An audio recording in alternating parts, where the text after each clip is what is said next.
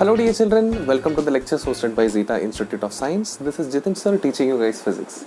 So my dear children, इसके पहले वाले वीडियो में मैंने आप लोगों को टेक्स्ट बुक के पीछे वाले unsolved numericals HSC text book के चैप्टर नंबर 4 के पीछे वाले 4 में Newton's laws of motion chapter के पीछे वाले अनसॉल्व्ड क्वेश्चंस के सॉल्यूशंस, अनसॉल्व्ड न्यूमेरिकल के सॉल्यूशंस में आप लोगों के साथ डिस्कस कर रहा था. पिछले वीडियो में मैंने 6 क्वेश्चंस के सॉल्यूशंस डिस्कस कर लिए थे. तब तक वीडियो काफी लंबा हो गया था तो हम लोग ने वहां पर ब्रेक कर लिया था. अब अभी हम लोग कंटिन्यू करेंगे 7th क्वेश्चन से इस पर्टिकुलर वीडियो पर. Okay, so going forward to question number 7. Here is the question for you guys for your reference.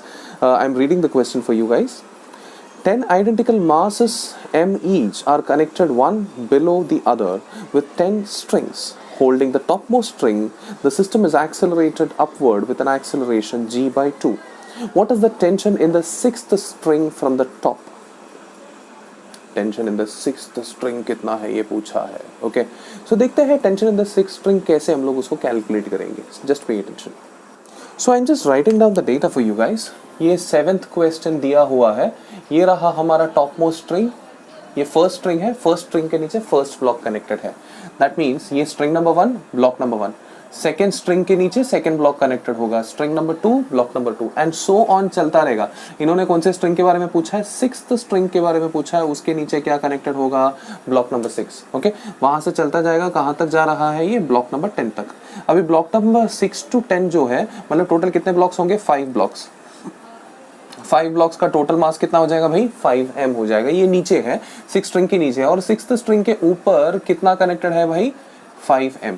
तो इन दोनों को कंबाइन करके मैं एक नया फ्री बॉडी डायग्राम बना देता हूँ. ऊपर मैं लिखता हूँ भाई ये रहा 5m ऊपर, ये रहा अपना स्ट्रिंग, और उसके नीचे ये रहा 5m नीचे. बात खत्म. अब मुझे पता करना है कि ये पर्टिकुलर स्ट्रिंग पर कितना टेंशन एक्सपीरियंस हो रहा है. अब उन्होंने बोला है कि ऊपर वाले स्ट्रिंग को पकड़ के सिस्टम को ऊपर की तरफ एक्सेलरेट किया गया है. Okay, the system is been accelerated upward. अब ये टेंशन कितना एक्सपीरियंस होगा? एक तो इसका मास 5mg नीचे की तरफ एक्सपीरियंस होगा, ये तो आप जानते ही हो. इस पे फ्री बॉडी डायग्राम बनाओ. इस पे टेंशन जो है, ये टेंशन ऊपर की तरफ एक्सपीरियंस होगा, ये भी आप जानते हो. ओके, यही टेंशन हमें फाइंड करना है. अब ओवरऑल ऊपर की तरफ अभी हम तो जानते हैं कि फ्री बॉडी डायग्राम के हिसाब से हम लोग अगर इक्वेशंस बनाने की कोशिश करें तो I can make the equation sum of all forces along y axis will be equal to total मास.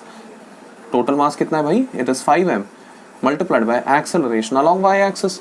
अब टेंशन ऊपर की तरफ है, प्लस टी डालूंगा, माइनस 5mg नीचे की तरफ है, माइनस 5mg डालूंगा, इज इक्वल टू 5ma. अब एक्सेलरेशन जो है क्वेश्चन में दिया है, एक्सेलरेशन g/2 करके दिया हुआ है. सो a के जगह पे क्या डालूंगा मैं? g/2 डाल दूंगा. इसको उस तरफ लेके जाता हूँ. So I will be getting 5mg plus 5/2mg. कुल मिलाकर मुझे मिलेगा 7.5 mg. So the tension will be how much? 7.5 mg. I believe I am clear. Please make a note on it. Video को पॉज करके नोट डाउन कर लीजिएगा please.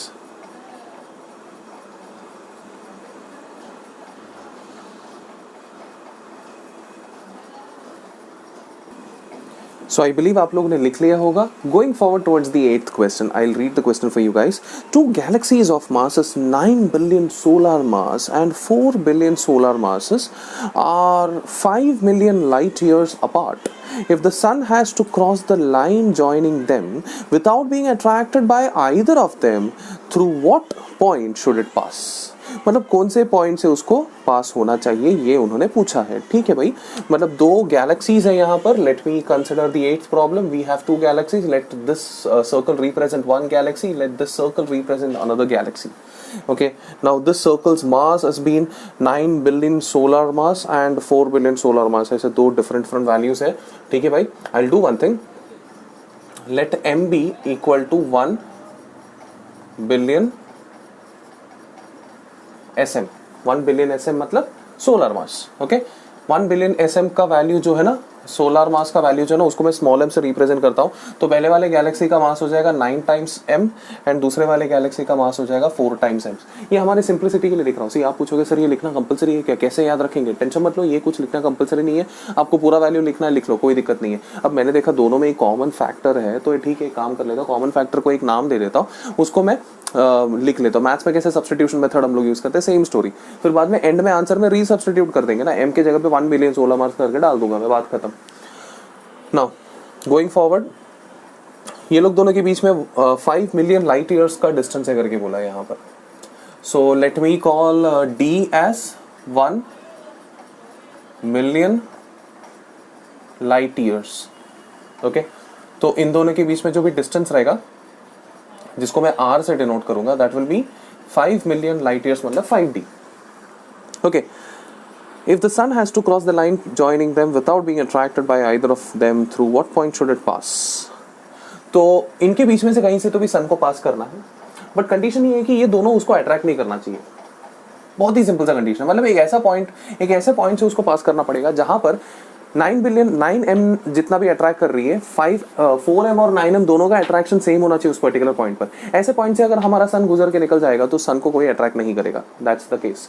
सो यहाँ पर मान लीजिए ये ऐसा एक पॉइंट है जहां से अगर हमारा सन निकल गया तो ये दोनों अट्रैक्ट करेगी, बट दोनों का अट्रैक्शन इक्वल अट्रैक्शन होने की वजह से दोनों एक दूसरे को कैंसिल कर देगी. मान लीजिए ये वो पॉइंट है. Let me call this particular distance as x.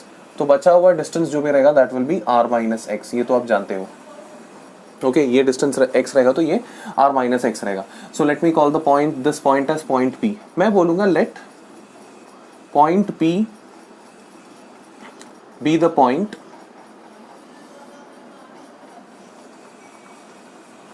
experiencing equal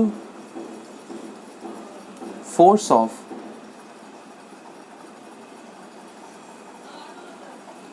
gravitational attraction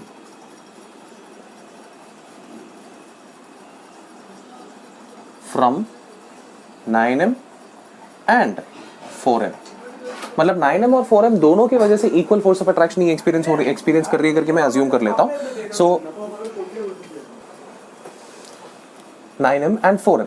अब यहाँ पर ठीक है, ये पर्टिकुलर डिस्टेंस है, मान गया. अभी फोर्स ऑफ अट्रैक्शन की बात करें तो 9m ने इसको जो भी फोर्स ऑफ अट्रैक्शन से खींचा होगा, let me call that force as F9, and 4m ने जो भी फोर्स ऑफ अट्रैक्शन से खींचा होगा, let me call that force as F4. Okay, इसको मैं बुलाऊंगा F4. अब सीधी सी बात है, F9 और F4 सेम है, उसी कंडीशन पे हम लोग आगे बढ़ रहे हैं. Late me say that x is that particular distance जहां पर वो फोर्स ऑफ अट्रैक्शन सेम होगा. सी कोई ना कोई तो पॉइंट रहेगा जहां पर फोर्स ऑफ अट्रैक्शन दोनों एक दूसरे को कैंसिल करेगी. Late me call this is that particular point. अभी F9 का एक्सप्रेशन, F9 मतलब this is that particular force जो ये सन का मास, चलो मान लीजिए सन का मास है, अभी m यूज किया ना, ms करके बोल देता हूं. अब फोर्स ऑफ अट्रैक्शन सन ने 9m की वजह से जितना भी एक्सपीरियंस किया रहेगा that will be g force of attraction. Gravitational force of attraction का एक्सप्रेशन तो आपको याद ही होगा, it is g m1 m2 upon r square. So this will be g m1, let me say that m1 is mass of sun multiplied by m2, let me say m2 is this 9m upon r square. r क्या है इनके बीच का, x square is equal to, अभी 4 की वजह से जो भी फोर्स एक्सपीरियंस होगा that will be g ms. 4 का जो मास है that will be 4m, this is m1 m2 upon इन दोनों के बीच का डिस्टेंस, सन और इसके बीच का distance, that will be r minus x. r की जगह पे मैं डायरेक्टली काम कर लेता हूँ, 5d डाल देता हूँ, 5d minus x the whole square. यहाँ पर जो भी कैंसिलेशन हो सकते हैं m और m कैंसिल कर देते हैं. दैट मीन्स 1 बिलियन सोलर मास दोनों तरफ से कैंसिल हो जाएगा, मतलब एंड में सब्स्टिट्यूट भी करने की जरूरत नहीं पड़ने वाली है. ms और ms कैंसिल कर देता हूँ. सन का मास वैसे भी हम लोग को पता नहीं था, फॉर्चुनेटली कैंसिल भी हो रही है. वो g का वैल्यू हमें पता था बट स्टिल वो कैंसिल हो रही है. चलो अच्छी बात है एक तरफ से. अब एक काम करता हूँ, ओवरऑल मैं ना स्क्वायर रूट निकाल लेता हूँ. अगर मैंने ओवरऑल स्क्वायर रूट निकाल दिया, this 9 upon x square becomes 3 upon x is equal to 4 upon 5d minus x the whole square becomes, 4 का स्क्वायर रूट होता है 2 अपॉन 5d माइनस x. चलो क्रॉस मल्टीप्लिकेशन करते हैं. This will give me 15d minus 3x is equal to 2x. 15d will be equal to 5x, d will be equal to x by 3. So यहाँ पर d will be equal to x by 3 नहीं, actually d नहीं find करना है ना, x find करना है, तो x will be equal to 3d. How much is 1d? 1d is 1 million light year. This is 3d. That means x will be equal to 3 million light year. इतना distance होगा उस particular point का from the galaxy having 9 billion solar mass. So किसी ने अगर पूछा कि सन कहां से पास होना चाहिए, sun should pass through a point which will be at a distance of 3 million light year from the galaxy having 9 billion solar mass. This is your answer. As simple as that. So my dear children, please pause the video and make a note of it.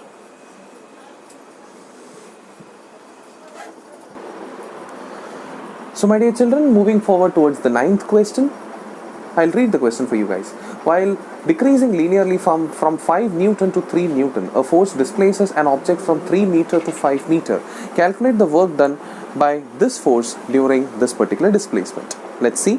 अब यहाँ पर data जो इन्होंने दिया है 1 by 1 में लिख लेता हूँ, उसके बाद सॉल्व करने की कोशिश करेंगे. So here we have the 9th question. Force जो है, force initial force is how much by? It's 5 Newton and final force is 3 Newton. Displacement जो हो रही है वो कहाँ से कहाँ तक हो रही है? It's happening from initial displacement xi will be equal to 3 metre and final position, final displacement जो हो रही है that will be 5 metre. Okay, calculate the work done by this force during this particular displacement. See आप लोग सोचोगे यार मुझे कुछ समझ में नहीं आ रहा है, वर्क डन फाइंड करने के लिए बोला है, क्या करेंगे? फोर्स चेंज हो रहा है, डिस्प्लेसमेंट चेंज हो रहा है, दोनों चेंज हो रहा है. सर ने सिखाया था कि फोर्स का अगर इक्वेशन दिया रहेगा जहां पर वेरिएबल रहेगा तो उसको इंटीग्रेट करके आंसर निकाल सकते हैं. अब ये तो इक्वेशन भी नहीं दिया यार, क्या करेंगे क्या करेंगे क्या? See it's very simple actually, I will tell you.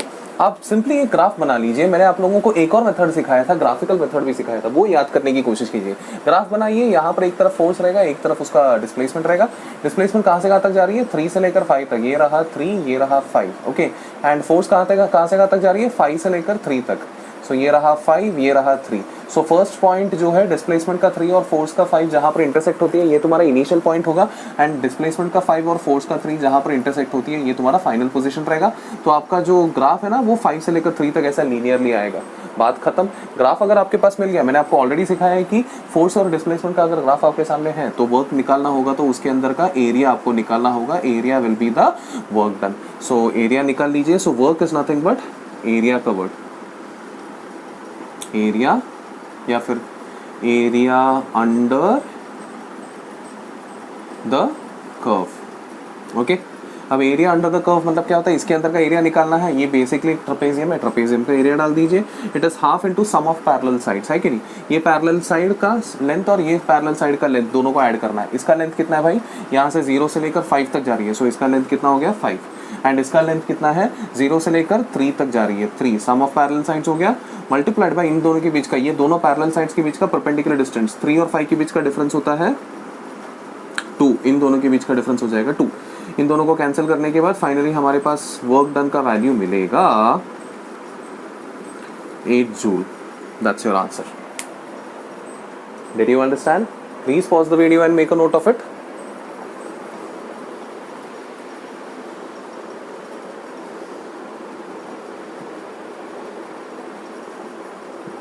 I believe आप लोगों ने लिख लिया होगा. अब बढ़ते हैं 10th सम की तरफ. जो 10th सम भी इससे थोड़ा सिमिलर है, इसी वजह से मैं इसको सामने रख के 10th वन भी सॉल्व करने वाला हूँ. 10th सम का question, variation of a force in a certain region is given by F is equal to 6x² minus 4x minus 8. मतलब यहाँ पर फोर्स का इक्वेशन दिया है. So I will just write down that equation. 10th question. So the force is given as 6x² minus 4x minus 8. Yeah. And it displaces, आगे पढ़ रहा हूँ मैं, it displaces from x equal to 1 to x equal to 2. तो 1 से लेकर 2 तक change हो रही है. So x equal to 1 से लेकर x initial is equal to 1, x final is equal to 2. Okay. And then in this region calculate the amount of work done. Work कितना है करके कैलकुलेट करने के लिए बोला गया है. सो यहाँ पर इक्वेशन दिया है, the force is variable, that means you are suppose to, you are expected to integrate f with dx. f की जगह पे सिंपली इक्वेशन डाल दीजिए. dx का इंटीग्रेशन होने वाला इनिशियली 1 है, फाइनली 2 है. So lower limit is 1 and upper limit is 2. So f की जगह पे इक्वेशन डाल दीजिए. So 6x² minus 4x minus 8 dx. You have to integrate this from 1 to 2. So 6x² का integration becomes 6x³ upon 3 minus 4x का integration becomes x² by 2 minus 8 का integration becomes 8x. Limits 1 to 2. So पहले upper limit डाल दीजिए. अरे basic cancellations भी तो कर सकते हैं हम लोग. यहाँ पर बेसिक कैंसिलेशंस करने के बाद 2x³ minus 2x² minus 8x मिल जाता है. सब्स्टिट्यूट करते हैं पहले अपर लिमिट 2 मल्टीप्लाइड बाय 2³. यहाँ पर x की जगह पे 2 डालना है. 2 multiplied by 2³ minus 2 multiplied by 2 square minus 8 multiplied by 2. ये हो गया आपने जो अपर लिमिट डाला वो. माइनस अभी लोअर लिमिट डालना है. चलो नेक्स्ट लाइन में लिख लेता हूँ. Minus 2 multiplied by lower limit क्या है भाई? 1 सो 2 multiplied by 1 cube minus 2 multiplied by 1 square minus 8 multiplied by 1, ये आपने लोअर लिमिट डाल दिया। अभी बेसिक कैंसिलेशंस कर देते हैं, कैलकुलेशंस और कैंसिलेशंस दोनों कर देते हैं। सो 2 cube is what 8, 2 multiplied by 8 is what 16 minus 2 square is what 4, 4 multiplied by 2 is what 8 minus 8 multiplied by 2 is what 16। ये आपका अपर लिमिट का कैलकुलेशन आएगा। लोअर लिमिट में ये 1 का सब 1 ही रहेगा, सो 2 minus 8, this will be the cancellation. 2 minus 2 cancel हो जाएगा, 16 माइनस 16 कैंसिल हो जाएगा। यहाँ पर आपके पास इधर बचेगा -8, यहाँ पर भी -8 बचेगा, माइनस और माइनस +8 हो जाएगा, -8 + 8, overall your answer is going to be 0 joule. This will be your answer.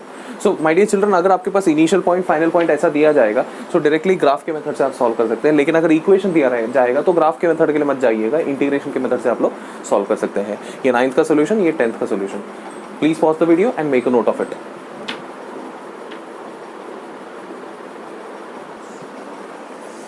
So my dear children, proceed करते हैं नेक्स्ट क्वेश्चन की तरफ, that is question number 11। Question number 11 थोड़ा बड़ा क्वेश्चन है बट इतना कॉम्प्लिकेटेड नहीं, it is quite simple.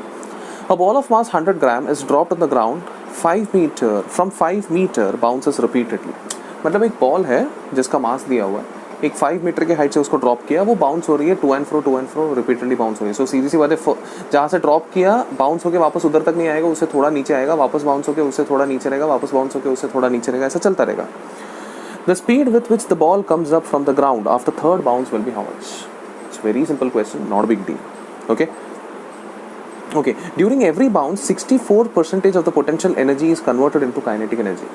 okay, so इसका मतलब ये होता है कि जो भी पोटेंशियल एनर्जी ऊपर से नीचे तक लॉस हुआ, ओके, दैट मीन्स उतना ही काइनेटिक एनर्जी था नीचे बाउंस होने के जस्ट पहले। बाउंस होने के जस्ट बाद उसका सिर्फ 64% बचता है। ओके, तो इसमें से हम लोग क्या कर सकते हैं, कोएफिशिएंट ऑफ रेस्टिट्यूशन कैलकुलेट कर सकते हैं। उनका क्वेश्चन नंबर 1 वही है कि कोएफिशिएंट ऑफ रेस्टिट्यूशन कैलकुलेट करो।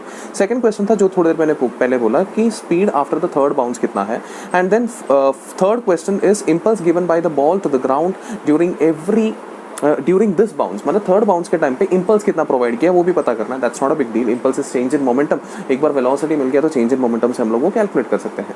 Fourth question, average force exerted by the ground if this impact last for 250 milliseconds, मतलब थर्ड बाउंस जो है वहां पर एवरेज इम्पैक्ट कितना, मतलब फोर्स पूछा है। एक बार चेंज इन मोमेंटम हम लोग ने पता कर लिया तो force is nothing but change in momentum upon time, time इन्होंने दिया हुआ है। सबसे last question, average pressure exerted by the ball on the ground during this impact if the contact area of the ball is given as 0.5 centimetre square. अब pressure पूछा है, हम लोग ने थोड़ी देर पहले फोर्स निकाला, फोर्स है, प्रेशर फाइंड करना है, फोर्स अपॉन एरिया से हमें आंसर मिल जाता है। चलो 1 बाय 1 हम लोग सॉल्व करने की कोशिश करते हैं। सबसे पहले डेटा लिखते हैं। This is question number 11।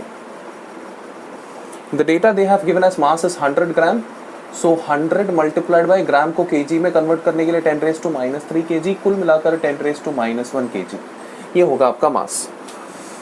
Then 5 metre के हाइट, इनिशियल हाइट जो रिलीज किया है उसको मैं 5 मीटर करके बोल देता हूँ। During every bounce 64% of its potential energy is converted into kinetic energy. So इसका मतलब मान लीजिए जो भी, सीधी सी बात है यार, जो भी पोटेंशियल एनर्जी उसको था वही तो बाउंस के पहले, जस्ट पहले काइनेटिक एनर्जी में कन्वर्ट होती है। Let me consider the first bounce. First bounce की अगर बात करें तो यहाँ से ड्रॉप किया है, यहाँ पर आके कुछ तो भी वेलोसिटी से जाती है, this is u, and after bounce कुछ तो भी वेलोसिटी से आती है, दिस इज v। अब यहाँ से यहाँ तक का height is how much, h। सीधी सी बात है, यहाँ पर जो भी mgh रहेगा, यहाँ से यहाँ तक जो भी पोटेंशियल एनर्जी लॉस हुआ वही mgh यहाँ पर काइनेटिक एनर्जी में कन्वर्ट हो रही है, दैट इज ½ mu²। ये चीज़ आप दिमाग में रख लीजिएगा। ओके, अब h उन्होंने दिया हुआ है 5 मीटर, m और m कैंसिल हो जाएगा, यहाँ पर u का वैल्यू तुम्हें मिलेगा √2gh। इसमें से तुम u का वैल्यू कैलकुलेट कर सकते हो। कितना कैलकुलेट कर सकते हो, यहाँ पर इन this case they have said, और may B I will say कि ठीक है u का एग्जैक्ट वैल्यू कैलकुलेट करने की जरूरत नहीं, हाल फिलहाल u की जगह पे √2gh रखो। अब एक बाउंस के बाद जब ऊपर की तरफ जाती है, मैंने इसके पहले एक पर्टिकुलर वीडियो में आपको सिखाया था कि after every bounce the velocity becomes v is equal to e times u। मतलब मतलब बाउंस के जस्ट पहले अगर वेलोसिटी u है तो बाउंस के बाद वेलोसिटी v रहेगा। अब ये फॉर्मूला यहाँ पर यूज करते हैं, v इज इक्वल टू, मतलब मैं बोलूंगा we know that v is equal to e times u, मतलब e is equal to v upon u। अब v जो है वो पता नहीं है, u जो है वो भी पता नहीं है, बट हमें एक चीज पता है कि 64% का रेशियो, इसको ऐसे ही रखना, इसको ऐसे ही मेंटेन करना। अभी 64% का जो उन्होंने डेटा दिया उसको यूज करते हैं। नाउ सिंपल सा फंडा है यार, this mgh, okay, they say that the potential energy is equal to 64, मतलब potential energy का 64% is the new kinetic energy after bounce, ऐसे इन्होंने बोला है। Now instead of this potential energy मैं डाल सकता हूँ initial kinetic energy just before the bounce multiplied by 64% is nothing but the new kinetic energy. I'll do some cancellations, half m दोनों cancel कर देता हूँ मैं। इसको स्क्वायर रूट अगर निकालूंगा I will be getting u multiplied by 8 upon 10 is equal to v। Therefore मुझे मतलब v की जगह पे मिलेगा, v की जगह पे सब्स्टिट्यूट करने के लिए एक वैल्यू मिल जाता है। ओके, अब कोएफिशिएंट ऑफ रेस्टिट्यूशन पूछा है। Now coefficient of restitution is v upon u, v की जगह पे डालूंगा 8/10 u अपॉन u, तो u जैसे ही डालूंगा तो घूम फिर के मैंने कोएफिशिएंट ऑफ रेस्टिट्यूशन का वैल्यू कैलकुलेट कर लिया 0.8। That was your first question if you remember. Okay, अब नेक्स्ट क्वेश्चन में उन्होंने क्या पूछा है देखते हैं। सेकेंड क्वेश्चन में उन्होंने पूछा है speed with which the ball comes up from the ground after third bounce. मैंने आप लोगों को ये भी सिखाया है इसके पहले कि after every bounce, okay, after nth bounce, after nth bounce Vn is basically e raised to n times u. Okay, so third bounce के लिए, रहेगा V3 will be equal to e raised to 3 times u. E का value क्या है भाई 0.8, so V3 will be equal to 8/10 multiplied by 8/10 multiplied by 8/10 multiplied by u. The value of u is how much? Okay, the value of u has not been yet calculated. So यहाँ से हम लोग value of u calculate कर सकते हैं। So value of u will be equal to root of 2gh.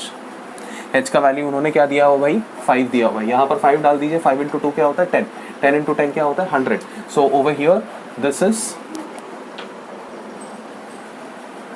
512, 8 cube जो होता है वो 512 होता है। ये हो जाएगा 1000 multiplied by 2 multiplied by 2 multiplied by 10 multiplied by 5, तो 2 multiplied by 5 होता है 10, 10 into 10 होता है 100, 100 का स्क्वायर रूट होता है 10, तो 512 अपॉन 1000 मल्टीप्लाइड बाई 10 हो जाएगा। एक जीरोस कैंसिल होने के बाद ये डेसिमल को 2 बार पीछे की तरफ लेके आइए, 5.12 मीटर पर सेकेंड होगा तुम्हारा वेलोसिटी आफ्टर थर्ड बाउंस। ये मिल गया आपका सेकंड क्वेश्चन का आंसर।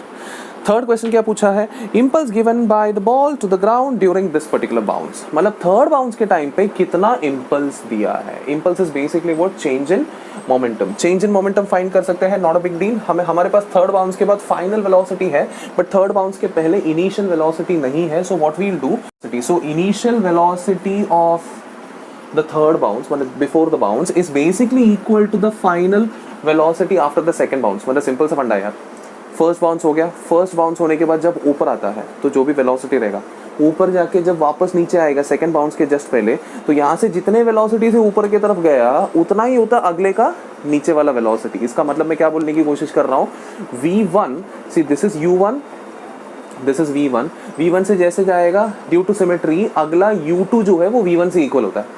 u2 पे बाउंस होगा, फिर v2 बन के ऊपर जाएगा, फिर अगला u3 जो है वो v2 से इक्वल होता है due to symmetry. So velocity before the third bounce is equal to velocity after the second bounce. So ये v2 के जगह पे मैं लिख सकता हूँ, v2 is what basically e raised to 2 multiplied by u। अब तो जानते ही हो बाकी चीजें, u का वैल्यू क्या है 10, बस सब्स्टिट्यूट कर दीजिए।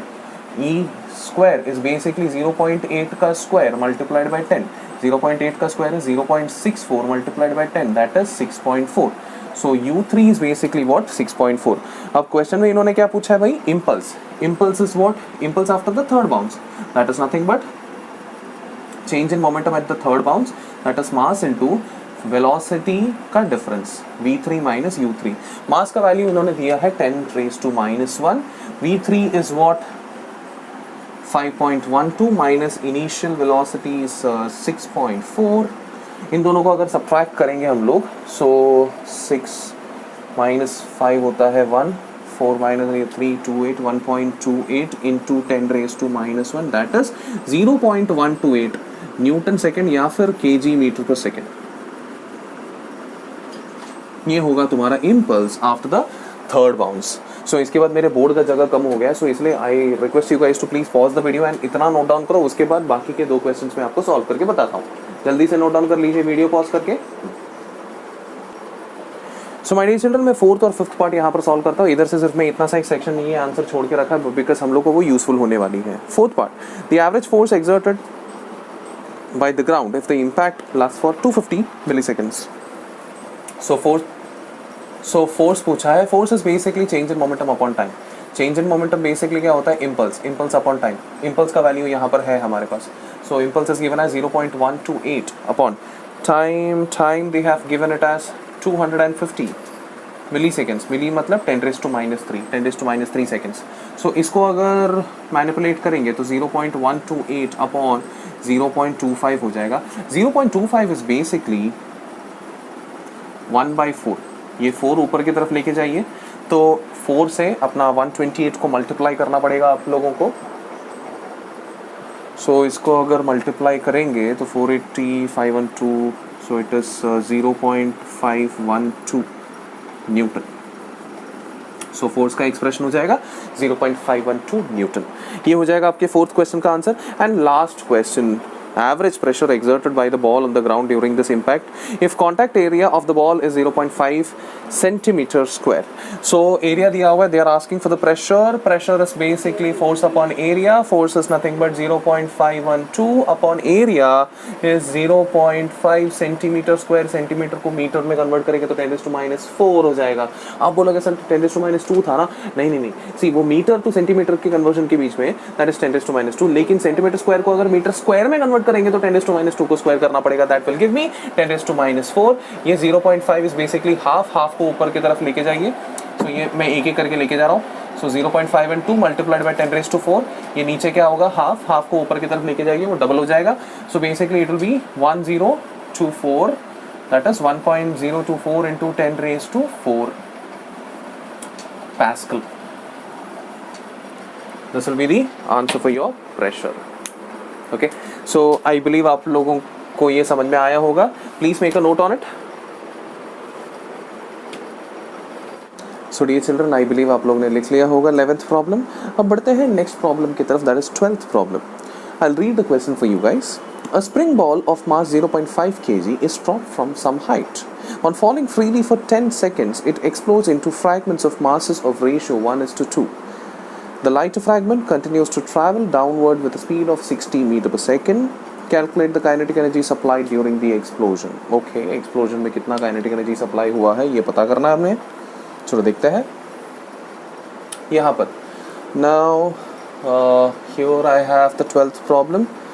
इसमें मास का वैल्यू दिया है, टोटल मास का वैल्यू दिया है। ओके एंड वो मासेस 2 फ्रैगमेंट्स में टूट रही है ऐसा बताया है।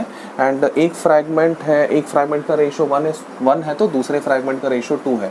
सो m1 का वैल्यू, चलो m अगर लिखूंगा तो m2 का वैल्यू हो जाएगा 2 टाइम्स m, है कि नहीं? सो ये कंबाइन हो गया, ये कंबाइंड मास कितना है भाई? 3 टाइम्स m, वो बोला गया है 0.5। तो इसमें से मैं इजीली कैलकुलेट कर सकता हूँ m का वैल्यू जो होगा 0.5/3।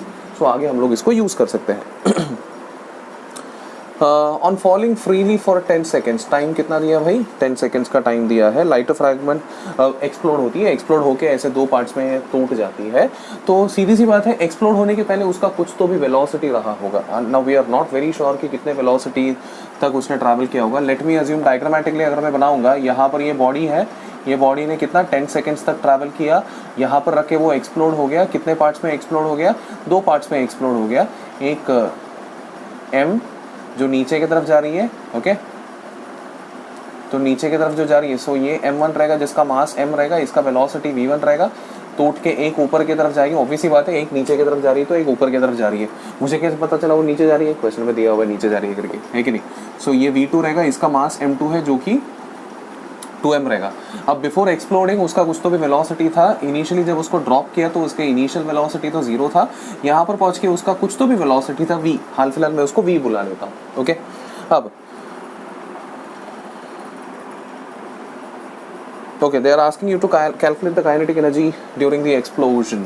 सो यहाँ पर इन्होंने क्या बोला, जो V1 नीचे की तरफ जा रही है वो 60 मीटर पर सेकंड से जा रही है, ऐसा उन्होंने क्वेश्चन में क्लियरली ले दिया है। एंड दे आर आस्किंग कि भाई एक्सप्लोजन के टाइम पे कितना काइनेटिक एनर्जी एक्स्ट्रा मिला। सी एक्स्ट्रा काइनेटिक एनर्जी जो भी मिला that means the difference in kinetic energy. So हम लोग क्या करने वाले हैं, एक्सप्लोजन के जस्ट पहले काइनेटिक एनर्जी कितना है मेजर करेंगे, फिर एक्सप्लोजन के जस्ट बाद काइनेटिक एनर्जी कितना मेजर करेंगे। अगर ये मेजर कर ले तो हमें पता चल जाएगा कि कितना काइनेटिक एनर्जी चेंज हुआ है उसमें। जो भी चेंज हुआ रहेगा काइनेटिक एनर्जी, वही काइनेटिक एनर्जी एक्सप्लोजन ने उसको दिया रहेगा। So the change in kinetic energy is been asked. Let's proceed one by one. So पहले ये वेलोसिटी निकालते हैं, ऊपर से नीचे तक 10 सेकंड्स तक अगर ट्रैवल किया तो कितना वेलोसिटी मिल सकता है। So velocity, initial velocity is 0, final velocity find करना है, ट्रैवल कर रहा है, एक्सेलरेशन है, दैट मींस टाइम है, टाइम भी है। तो ये एक्सप्रेशन देखकर हम पता कर सकते हैं v is equal to u plus at का एक्सप्रेशन हम लोग यूज कर सकते हैं। So in this case u is 0 plus a की जगह पे लिखूंगा मैं 10 मल्टीप्लाइड बाय टाइम। ऑब्वियसली 10 जो है a मतलब एक्सेलरेशन ड्यू टू ग्रेविटी जो नीचे की तरफ जा रही है। So I will write -10 multiplied by time. Time कितना है भाई, इट्स अगेन 10। सो कुल मिलाकर तुम्हारा v का एक्सप्रेशन हो जाएगा -100 मीटर पर सेकेंड। ओके, ये वेलोसिटी रहेगा। नेगेटिव साइन क्या इंडिकेट करती है कि वो नीचे की तरफ जा रही है। सो मैग्नीट्यूड में तुम्हें नेगेटिव साइन नहीं लिखा तो भी इतना समझ लीजिए कि वो नीचे की तरफ जा रही है, उतना समझ लिया तो भी चल जाएगा अपना काम। ओके ठीक है। एक्सप्लोजन के जस्ट पहले उसका वेलोसिटी कितना, 100 मीटर पर सेकंड। अब एक्सप्लोजन के बाद एक पार्टिकल का वेलोसिटी उन्होंने बताया 60 मीटर पर सेकंड, तो दूसरे पार्टिकल का वेलोसिटी भी पता कर लेते हैं कि कितना होगा। So according to law of conservation of momentum, according to law of conservation of linear momentum, ये शॉर्ट फॉर्म जस्ट ऐसे रैंडमली मैं लिख रहा हूँ, आप लोग एग्जाम में ये शॉर्ट फॉर्म मत यूज कीजिएगा। Law of conservation of linear momentum, initial momentum जितना भी होता है फाइनल मोमेंटम उतना ही होता है। एक्सप्लोजन के पहले ये पूरा का पूरा एक सिंगल बॉडी होता है, तो पूरा का पूरा बॉडी का मास जो होता है 3m होता है। 3m का वेलोसिटी कितना था, it is v। So this is the initial momentum of the system, pi बोलूंगा मैं उसको। ये फाइनल मोमेंटम से इक्वल है। एक्सप्लोजन के बाद एक पार्ट इस तरफ जा रही है, एक पार्ट इस तरफ जा रही है। सो एक पार्ट जो इस तरफ आ रही है that is m into v1 plus एक पार्ट जो ऊपर की तरफ जा रही है that will be 2m multiplied by v2। Okay, सीधी सी बात है। एक नीचे की तरफ आ रही है और एक ऊपर की तरफ आ रही है, ये भी लॉजिक आपको समझ में आया होगा। अब ठीक है अब यहाँ पर हम लोग वैल्यू कैलकुलेट करने की कोशिश करेंगे। किसका वैल्यू कैलकुलेट करना, हमें वेलोसिटी का वैल्यू, किसका, फाइनल वेलोसिटी का वैल्यू कैलकुलेट करने की कोशिश करते हैं। सो यहाँ पर मैं m तो भाई कैंसिल कर ही सकता हूँ, यहाँ पर m तो चलो कैंसिल कर दिया। ये 3 टाइम्स v का वैल्यू क्या है 100। Okay 3 times 100।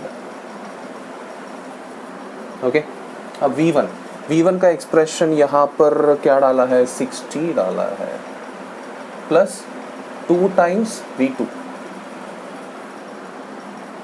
अब 300 में से 60 अगर माइनस करेंगे is equal to 2 times v2 हो जाएगा। सो v2 का एक्सप्रेशन हो जाएगा 240 मीटर पर सेकेंड।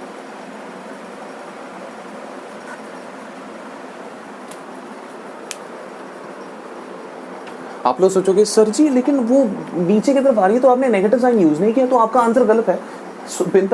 ये डाउट आप लोगों के दिमाग में जरूर आएगा, आई नो दैट, इसलिए मैंने पहले ऐसा सॉल्व करके दिखाया। बेसिकली मैं मैग्नीट्यूड को टारगेट कर रहा था। आप अगर पॉजिटिव नेगेटिव देखना चाहते हो बिंदास देखो, इनफैक्ट अच्छी बात है, देखो गलती नहीं होनी चाहिए। सो ये वेलोसिटी है नीचे की तरफ आ रही है, इसको नेगेटिव साइन दे दो, बिंदास दे दीजिए। ये वेलोसिटी है नीचे की तरफ आ रही है, इसको भी नेगेटिव साइन दे दो, बिंदास दे दीजिए, कोई दिक्कत नहीं है। अब ये नेगेटिव को इस तरफ लेके आओ तो क्या हो जाएगा, -300 प्लस 60 हो जाएगा, जिसमें अगर मैंने माइनस साइन कॉमन निकाला तो 300 माइनस 60 हो जाएगा, है कि नहीं।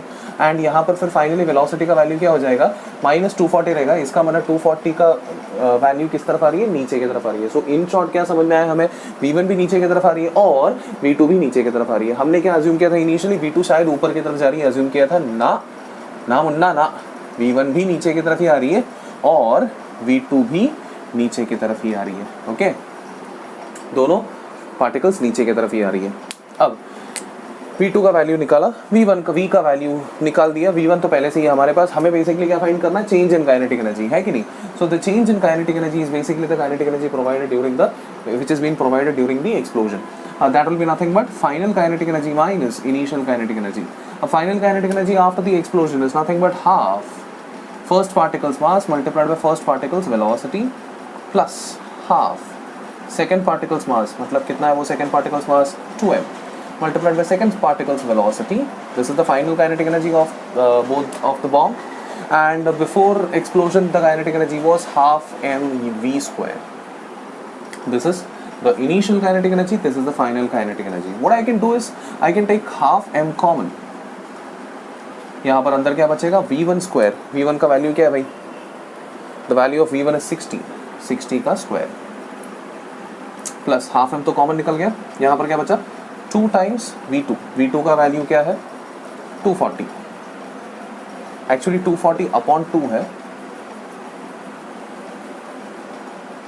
That means it's 120 metre per second downward. सो 120 का स्क्वायर. हाफ एम यहां से भी कॉमन निकला है, minus the value of v is how much 100 का square, that is 10,000. Value substitute करते हैं एक एक करके.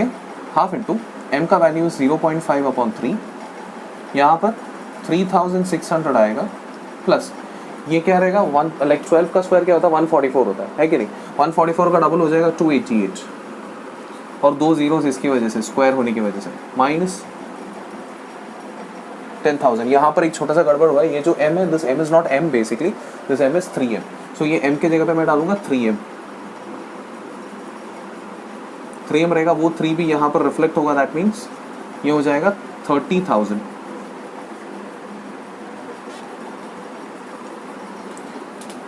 अब क्या है 2 इंटू 3 क्या होता है 6. 0.5 मतलब क्या होता है हाफ ही होता है. हाफ मतलब डिनोमिनेटर में 2 होता है, डिनोमिनेटर में ऑलरेडी 6 है, उसके अलावा एक और 2 आ जाएगा, कुल मिलाकर क्या हो जाएगा डिनोमिनेटर में 12 रहेगा.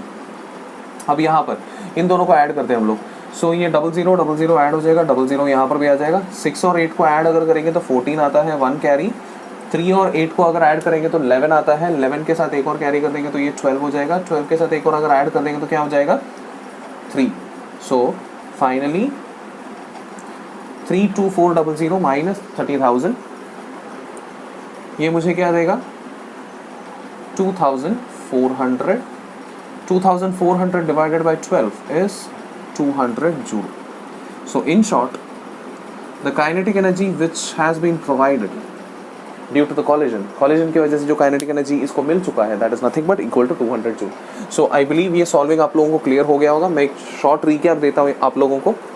सबसे पहली बात, ये जो बॉडी है, बॉडी को ड्रॉप किया गया था, 10 सेकंड्स के बाद वो एक्सप्लोड हुआ. तो हमने पहले क्या किया, 10 सेकंड्स के बाद उसका वेलोसिटी कितना है वो फाइंड किया.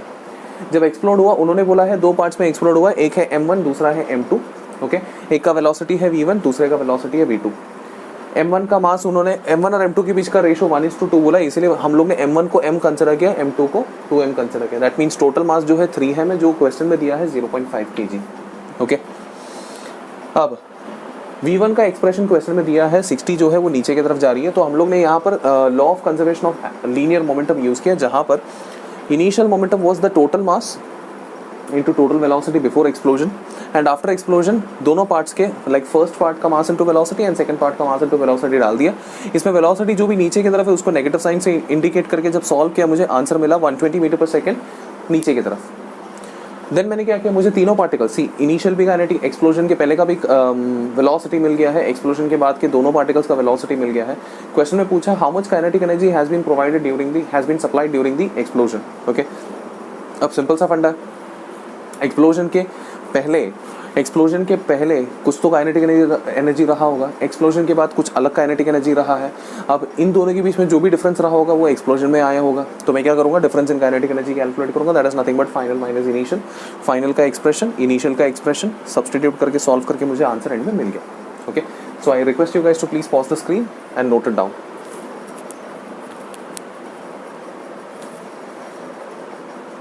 आई बिलीव सभी लोगों ने नोट डाउन कर लिया है.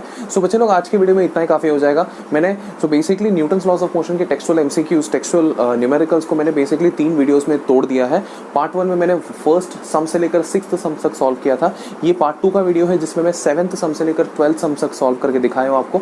अभी पार्ट 3 एक और वीडियो आने वाला है जहाँ पर मैं आपको 13th से लेकर 18th तक के सम्स आप लोगों को सॉल्व करके दिखाऊंगा. सो मिलते हैं पार्ट 3 के वीडियो में. Till then take care. This is Jitin sir, teaching for Zeta Institute of Science. Bye bye.